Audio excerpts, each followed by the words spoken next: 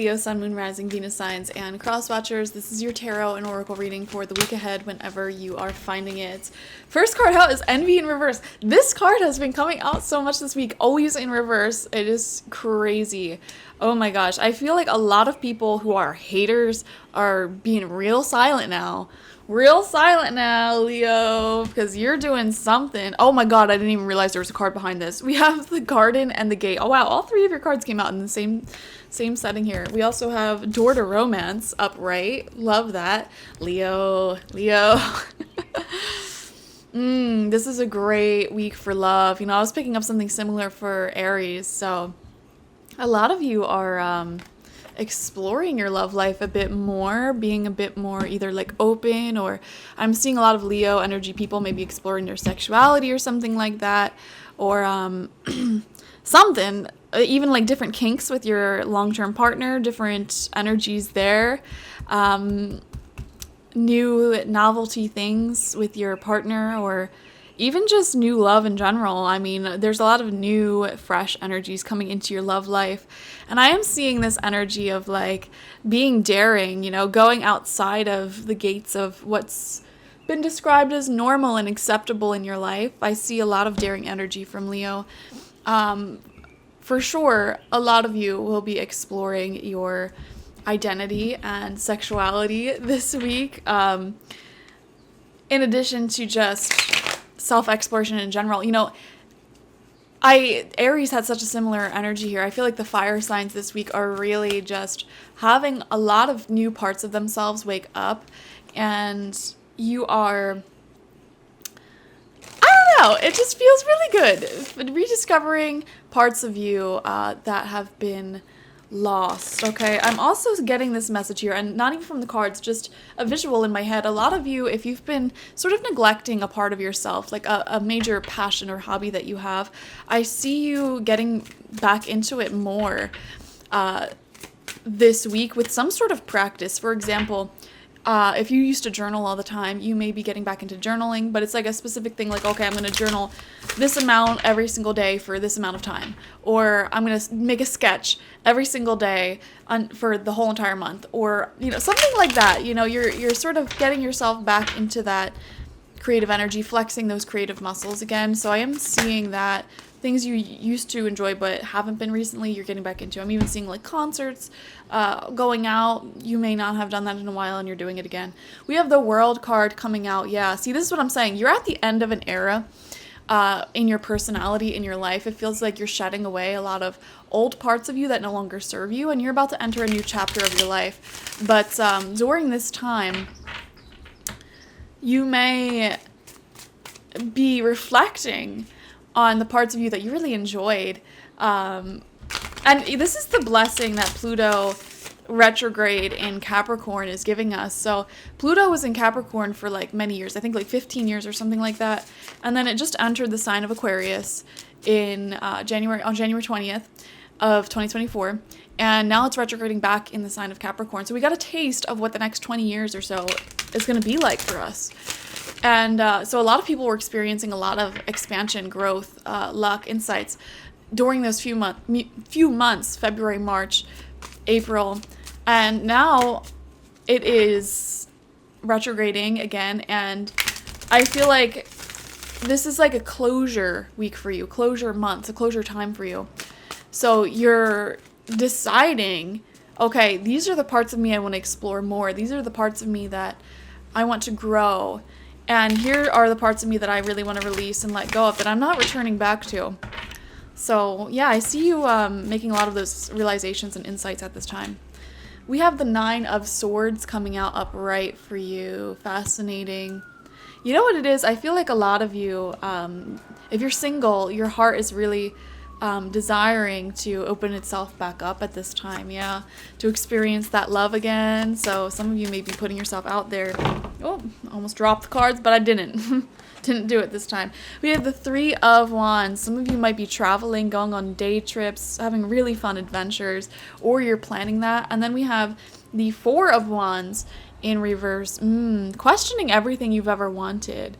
You know, and finding something that's even better than what you've wanted. You know, I was reading this book yesterday, and they were talking about how, what's it called?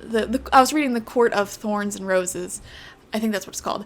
And it's about these fairies, and they get married in their normal society, but they don't really find their mate. It's very rare to find their mate, someone they actually like love.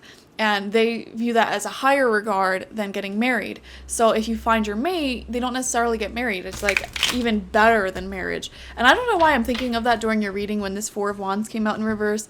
It feels like this is just an example of like you really, really, really wanted something, but the universe is bringing you something even better. And it's going to make you not even want that thing that you originally wanted because it's going to be so much better. Okay? So keep an open mind about that. Some things you want for your whole life and you can never imagine yourself not wanting it, not wanting that experience. But then I feel like the universe is going to come and shake things up and you're going to be like, do I actually even want that now? I don't know. So be open to major changes in your preferences. We have the Three of Pentacles. This is another card that's been sneaking out in so many people's readings, which actually kind of goes hand in hand with envy because this is a card of success, being seen.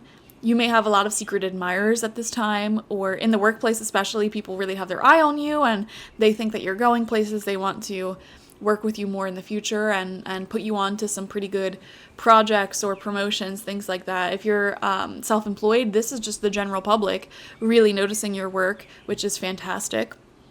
A lot of popularity there. And yeah, it's looking pretty good. Money's looking good. Career's looking good. Education's looking good. All right, final card out. Yeah. Oh my gosh, there's so much. Okay, 2 cards came out. So much self-exploration, so much reconsidering what you actually want for yourself. Look at this. And I feel like the garden and the gate perfectly articulates that. Like, here's the garden of everything you've always wanted, everything you've built for yourself. But a part of you is like, well, what if I had that other thing? What if I went out and did this completely different path that I didn't really envision for myself, but now that it's here, I don't know, a part of me is tempted. So 2 cards came out as your final card. You have the King of Cups and the Fool in reverse. Okay. King of Cups. Some of y'all might be connecting with the King of Cups in a romantic sense.